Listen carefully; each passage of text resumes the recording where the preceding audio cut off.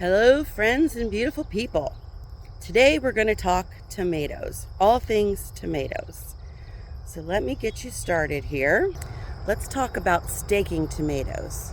These tomatoes are not staked. And what happened here is basically I ran out of room and my whip-de-dip stakes or trellises that I like. So this is one way. I've done this before. The problem with not staking is there is no aeration at all down here, and when it rains or when I water can splash up on these leaves and I can get tomato blight. So this is not optimal. I say that, and if you look, there's no blight down here yet, and we'll talk a little bit more about blight in a minute. So then another stake that we have are my whip-de-dip trellises. And I like these because I can kind of weave these in and out as I need to. And I can keep everything pruned and looking good. We'll talk about pruning here in a second. And we're going to pop over here because I did run out of... We'll stop here for a second. Look at my baby watermelons. So excited. All right. So then once I ran out, I started staking these guys with just a fence post. And all I did was tie them at the bottom. Now if you see here, these guys need pruned pretty bad. And I've got a lot of tomatoes. But what you want to do is you want to keep any leaves at all from being close to the ground so that they don't get any kind of a splash up from the water when you're watering them. This way is not ideal for me. I just did this, I don't know, maybe, I don't even think it's been a month that these guys have been up like this. So one of the things I will tell you is you want to stay on this pruning thing. It's not a one and done kind of deal. All right. Got at the garden here. Look how great these guys are doing. We're going to come back here in a minute because we're going to talk about tomato blight.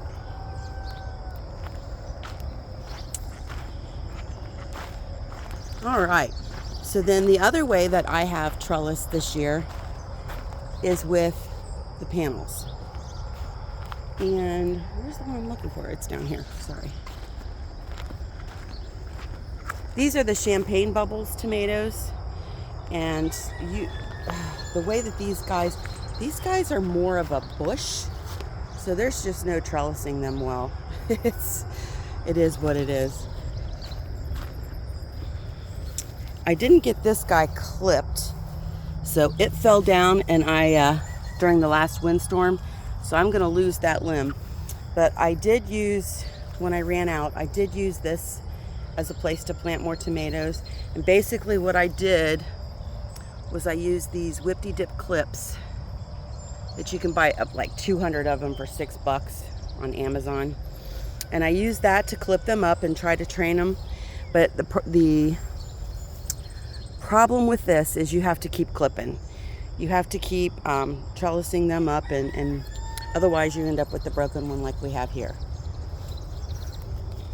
Now, let's talk about tomato blight. And that's what we have going on in this bed. So the first thing I will tell you is tomato blight is a fungus. And usually what happens is it's from the water splashing up onto the leaves. Now, I've kept these pretty well pruned, and I will tell you that it's either already in my soil or I just haven't. Look at this. So blight looks like this on your leaves. I don't know if you could, there we go, that's better. So what happens here is these guys all have fungus, and I try to keep an eye on them as they are coming in and coming down. And I've done, if you look, I have done my due diligence on this bed as far as pruning and making sure nothing comes up. But unfortunately, we still have blight here. So I'm gonna come in, and I've been doing this pretty frequently. I'm just going to come in and take off all those bad, and you got to get the whole limb. Look at that. So I might lose some of these tomatoes, but what I will tell you is, in this particular case, I cannot use this bed for tomatoes next year. I do need to amend it, but it takes a fungicide to actually, and there are herbal ways to do it so that you're not using chemicals, but it takes a fungicide to get rid of this if you start getting it on your tomatoes, on your plants. So the more I prune, the more I suscept these guys to sun scald. And I was really looking forward to having a bunch of these, but this particular kind of, and these are the Costellos, they're pretty prone to blight. So that's something that you're going to want to keep an eye on. Sun scald on a tomato plant is going to look more like this, although this is probably blight. But you'll see for sun scald, you won't get all these, again with me and the camera, these little tiny dots. Sun scald is just a larger, like it'll look kind of like that with no little ones all around it. And that's basically where it's gotten water on it and the sun hits it and it gets a sunburn just like you do. So that's one of the things that you're going to want to keep an eye out for. I'm going to go ahead and let these guys go, but I am probably not going to save seeds from any of the plants that have had blight. Because it's a fungus, I'm concerned that that fungus will be within the seeds. They're not inedible, it's just that if I don't want blight again, it's something that I'm going to be aware of and be concerned with. So if I want to grow this one again, I will either have other saved seeds, and see, eventually it'll all curl up and die like this, and some of them will actually just break off. But see this? Once it starts towards the bottom, it just works its way up, and then your bed is pretty much useless for, I don't plant in it for 2 years after. Now, if you can see how far down the soil is in this particular bed, there's going to be a lot of amending going on in this bed this year. A lot of things will be added to it, and that stuff will be down towards the bottom. It doesn't matter. I'm still not going to use this bed for tomatoes next year, because that blight is still going to be down there, and that's where my roots are going, and I don't want to have to fight this again. So next year this will get something that is not a nightshade. So I'm not going to plant potatoes here, peppers, tomatoes. I might use this one for, beans or something, but for the most part, this one is not going to be tomatoes for 2 years. And that's if we're still living here. I had someone else ask me, because we do have, if you look, we have a lot of tomatoes planted here. And someone asked me, why are you planting so many tomatoes? Well, there's a lot of things that we use tomatoes for. And people are asking, how much do I need to plant? So here's my rule of thumb. We are going to try to do, I make a list. So we need pasta sauce, we need diced tomatoes, we need ketchup, tomato juice, and possibly, if I get it in me this year, I'm going to make some barbecue sauce if I have enough time. So the rule that I use is I need probably one per week. Now, I don't need it the whole year. I just need it when it's not gardening season on some of those items. So, for example, I'm going to need 12 jars of ketchup, because that gives me one per month. If I do barbecue sauce, I need 12, one per month. If I do my pasta sauce, do we eat red sauce every week? Probably not. I'd like to get, if I'm doing pasta sauce, I'm doing that in quart jars. You get 7 in a canner, so I'm thinking 6 canner loads. That's 42 jars of pasta sauce. And the same thing with diced tomatoes. Probably I'd like to get 42. So that's how I calculate how many jars of each thing I do. Tomato juice, I have to try to do extra because my husband and my daughter-in-law both love their, what's it called? Bloody Marys. They like Bloody Marys. Look at this. Puddin' Pop's birdhouse gourds are going nuts. So a question that I also get is, what do I do with all of these extra cherry tomatoes? Cherry tomatoes, I put a little bit in my, look at this. I put a little bit in my tomato juice so that I can keep it sweet. I use that for my sweetener in there because I don't like it to be real sour. When you add salt to tomatoes, and this is, I don't know, probably a useless piece of information. When you add salt to tomatoes, it brings out the sweet.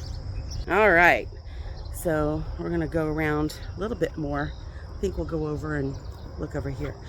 So one of the other things that, ooh, looky there. Oh, you can't see, never mind. I'm telling you to look and you can't. So green beans. We got lots of green beans. I've already canned a couple loads. I've already given a few away. I'm gonna give some to Macedonian neighbor and my mama today, but I've got another green bean picking I need to do.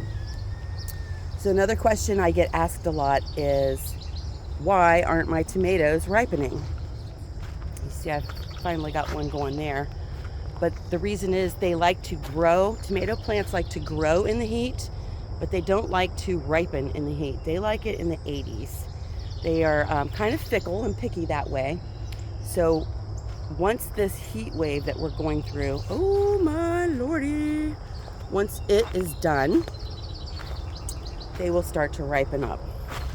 Now I've seen people say, you know, what's going on with, okay, look here. Why is my tomato splitting? And that's because of inconsistent watering. Sometimes that just can't be helped. If you get a bunch of rains like we got, you're gonna get this. And then there's nothing wrong with this tomato. We'll just cut this out. And these are ones that we're gonna use to make pasta sauce anyway, so because these are the Amish paste. But that's why that happens. Another thing is you'll see your tomato looks crazy. It's like two tomatoes are together and there's all these lumps and bumps in the bottom, and I don't have any to show you, unfortunately. And that's called cat facing. And cat facing is really just where, basically that, two tomatoes kind of grow together on one stem, and it's twins, but they're conjoined twins. So we do have a lot of tomatoes coming on, and when this heat wave is done, all of us gardeners are going to be out here canning our brains out.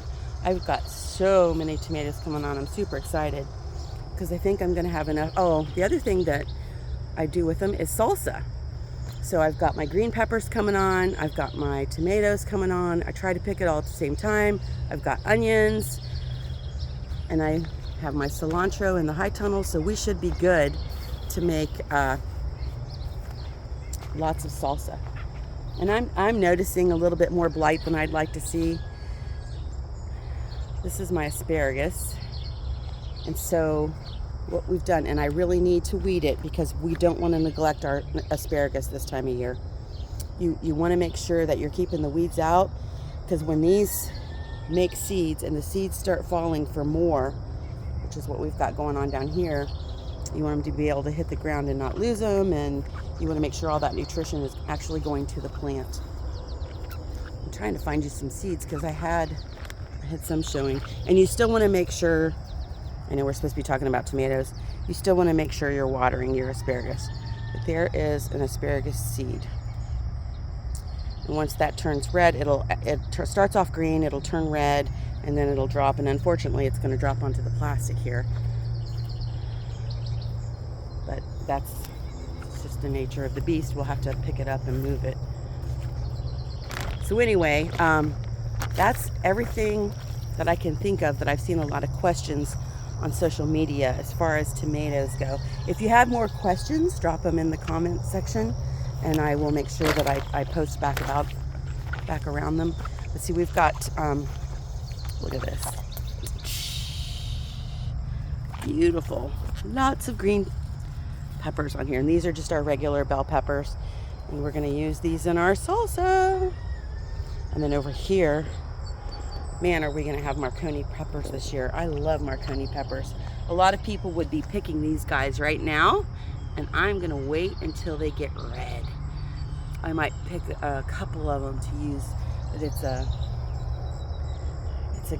great tasting pepper that isn't, if you don't like bell peppers, they're a great one to use, because they're not as peppery, they're not as overwhelming. Can you see that amaranth over there? It's going to town, and it's all flowered. It's going to be going to seed soon, so we're excited about that too. So anyway, if you have more questions about tomatoes or what's going on with your tomatoes, drop the question in the comment section, and I will respond to those as quickly as I can. And if you're like us, you're just counting the days until you get all those tomatoes in. So until next time, friends, be blessed and be a blessing.